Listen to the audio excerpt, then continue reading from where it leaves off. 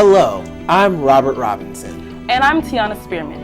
And welcome to the first edition of RAM News Network. RNN is a news show bringing you the latest info from your school, your stories, and your show. This show was shot, produced, and televised by, you guessed it, your Albany State University student body. Let's check it out. It seems that the holiday season is always a time for money to go out of the house instead of coming in. Well, for a proactive number of Albanians, it seems like it's a time for money to come into the house. Seasonal hiring has begun for businesses around the city of Albany. Retail stores such as Kohl's and Target are expected to hire anywhere between 60 and 70,000 jobs nationwide. Stores like Michael's, Ross, and Toys R Us have already begun hiring in their processes. UPS alone is expecting to hire nearly 100,000 seasonal workers. It's not too late to find seasonal work. Businesses are inviting the public to get out and apply. The state is making every effort to protect Georgians from the threat of an Ebola outbreak by forming a Georgia Ebola task force. An Albany doctor has now been assigned to that task force. Dr. Doug Patton, who is the former chief medical officer at Phoebe Putney Hospital and current chief medical officer of the Georgia Hospital Association, is bringing his expertise and experience to the team. The goal of the task force is to train hospitals and educate the community on practices of recognizing and threatening the symptoms and effects of the deadly disease. Georgia is one of the 4 states in the country with the appropriate facilities to effectively treat the disease. Tonight we have clear skies with a low of 47 degrees, wind speeds at 4 miles per hour. Friday the high will be 74 with a low of 41. Sunny, wind speeds at 9 miles per hour. Saturday the high will be 59 degrees with a low of 35. You might want to bundle up. Wind speeds at 23 miles per hour. Sunday the high of 64 with a low of 38. Wind speeds at 7 miles per hour. Monday the high will be 70 degrees with a low of 45. Sunny skies with 6 miles per hour wind speed. Tuesday, the high will be 77 with a low of 54. Mostly sunny, wind speeds at 6. Wednesday, high will be 80 with a low of 58. Mostly cloudy with a 10% chance of rain. Wind speeds at 6 miles per hour. South Georgia veterans have something to be happy about. A new VA clinic is set up in Tifton, and the clinic is spearheaded by veteran Jack Stone. It's set to open in 18 months, and the clinic will serve the following counties: Tiff, Turner, Irwin, Ben Hill, and currently the closest VA outpatient clinics are in Macon, Columbus, and Valdosta, Georgia. Cultural awareness comes to Albany State University. In conjunction with the Dougherty County School System, will host their annual International Education Week. The week is designed to inform, educate, and spread awareness about the multitude of nationalities in our city. The International Education Week kicks off Saturday, November 1st at Albany State with the Parade of Flags. Other events include a proclamation, informationals about study abroad programs, and a cultural explosion fair.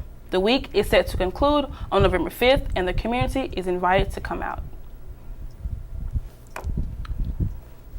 Albany will host their annual Poetry Festival November 9th through the 11th. The festival is a compromise of more than just poets reading their latest works. The festival will include forums and panel discussions. Featured poets and panelists include Nikki Walker, Hope Glover, Frank X. Walker, and Nikki Giovanni. The festival is open and free to the public. Now to you, Tiana. The annual Dirty Devil Dog Mud Run, which is usually held on the Marine Corps Logistics Base, has been canceled. The cancellation comes due to the recent budgetary constraints. The pre-Thanksgiving Day run is designed to introduce the community to a military-style 5K run and obstacle course. The event was slated for November 22nd.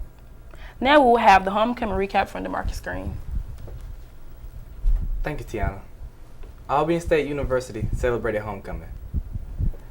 This particular homecoming marked the 20-year anniversary of the traumatic flood of 1994. The theme for this homecoming was Still We Rise. Homecoming was chock with a list full of events, kicking off at the Albany Civic Center. Students enjoyed on and off campus festivities such as skate night, parties, and a step show. The ASU Homecoming Step Show was opened by the Battle of the Halls Step Show winners, North Hall. Throughout the show, we saw amazing themes and steps from all fraternities and sororities within the Divine Nine and outside of the Divine Nine, such as Zeta Phi Beta, Phi Beta Sigma, and Alpha Phi Fraternity Incorporated. Kappa Kappa Psi National Honorary Band Fraternity. All the teams did an amazing job and wonderful, but the first family showed up and showed out. Alpha Kappa Alpha Sorority Incorporated with their superhero theme, and Alpha Phi Alpha Fraternity Incorporated with their Trayvon Martin and Mike Brown inspired message that left the audience in shock and on their feet. Was this year's homecoming step show. Winners of both teams received a $1,500 prize and bragging rights for the year. Once again, congratulations to the first fam. Golden Rams skinned the Clark Atlanta Panthers as the Rams did with a score of 34-12 victory. Running back Jarvis Smalls rushed for 120 yards, his sixth straight game of 100 yards or more, and 3 touchdowns to lead the Albany State Golden Rams to victory. The Rams' record is improved to 5-2 and 5-0 in the SIAC. The Rams take on Benedict College on November 1st and Fort Valley State on November the 8th. Our Lady Golden Rams volleyball team took on the Lady Wildcats of Fort Valley State University during homecoming week, and the Lady Rams came out on a mission. They did not disappoint, as throughout the match, the Lady Wildcats were dominated and found themselves unable to stop the onslaught of spikes coming from the Lady Rams. Winning 3 consecutive sets, the Lady Rams easily cruised to their 10th win of the year. We caught up with Junior Tiffany Rosler to get her insight of the big win. Fort Valley is a pretty decent team. I just think that we were just ready to play. We wanted to win. We just wanted to go out there, get it done, show them that, we're a threat to be reckoned with. And I think it shows that we're getting better, that we can beat them in 3 sets. Festivities weren't over after the game. The Lady Rams held a Pie Your Favorite Volleyball Player event after the game, in which the proceeds went to breast cancer awareness and research. And he's got it, and the Giants have won. The San Francisco Giants clinched the title as the World Series champions. It came down to Game 7 against the Kansas City Royals. The Royals had a home field advantage, but couldn't hold on. This was the second time in history that 2 wildcard teams made it to the series. The Giants clinched the World Series win with a 3-2 victory over the Royals. Switching to our gears to football. The Falcons tried but couldn't hold on to their lead over the Detroit Lions. Both teams traveled to London, England for the matchup. Unfortunately, the Falcons couldn't go on 21-19 lead over the Lions. The final score was 21 Atlanta, 22 Detroit. The Falcons currently have a 2-6 record. Hopefully that will change when they take on the Tampa Bay Buccaneers in Tampa on November 9th. Albany State University is geared up for their next chapter in the Fine Arts and Performance Lyceum series. The first concert in the series will feature mezzo-soprano singer Sharice McLeod-Lewis. McLeod-Lewis will be holding her Then Sings My Soul concert on November 4th in Albany State's Billy C. Black Building, formerly known as the ACAD Building. The concert begins at 7:30. McLeod-Lewis will also be holding a master class discussion on the following day, November 5th at 12 noon. For more information, visit www.asurams.edu. A few local youngsters got to celebrate Halloween a little early this year. This past Tuesday, hospitalized children got to trick or treat at Phoebe Putney Memorial Hospital. These kids got to dress up in their costumes and partake in the hospital's Halloween festivities. But the kids weren't the only ones decked out in costumes. Even the staff got dressed for the occasion. Hospital staffers said that some of these kids might not be able to make it home in time to trick or treat, so they made sure that all of the children were able to enjoy the festivities of the holiday. Now to you, DeMarcus. Tonight we have clear skies with a low of 47 degrees. Wind speeds at 4 miles per hour. Friday we have a high of 74 and a low of 47 degrees. Sunny skies with 9 miles per hour wind speeds. Saturday we have 59 degrees with 59 degree high with 35 degree low. Make sure you grab a scarf over jacket. Wind speeds at 23 miles per hour. Sunday 64 degrees high, 38 degrees low. Wind speeds at 7 miles per hour, sunny skies. Monday we have a high of 70 and a low of 45. Sunny skies with wind speeds at 6 miles per hour.